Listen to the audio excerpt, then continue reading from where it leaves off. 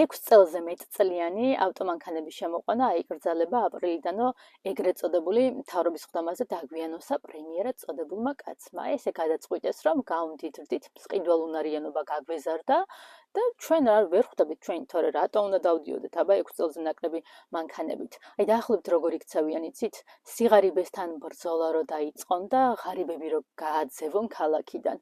ეკოლოგია და გადატვირთული მოძრაობა დაასახელა კობახიძემ მიზეზებად.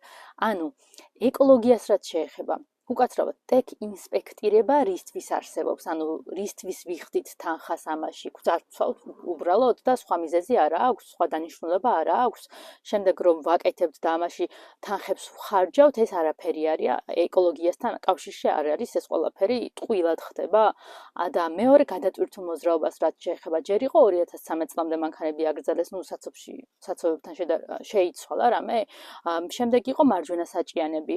ან საერთოდ რა შუაშია ეგ ყველაფერი, ანუ და ან თუ ეგ შუაში არის, ან ლოგიკური ბმა რა არის, რომ ესე იგი ეს საცოდავი ხალხი და რავი რიგითი მოკვდავები ჩვენ მანქანები რო გაგვიფუჭდება და 10 წლის მერე საერთოდ მარტო მდიდრებს უნდა ყავდეს მანქანები და ჩვენ არა, აი ესე ებრძვიან პრობლემებს, ანუ რაღაცა პრობლემას გააჩენენ, შემდეგ სათავისოთ ესე ჯადოსნური ჯოხით უბრალოდ დაიქნევენ და გააქრობენ ამ პრობლემას და ამ დროს ადამიანები სად არიან ადამიანები?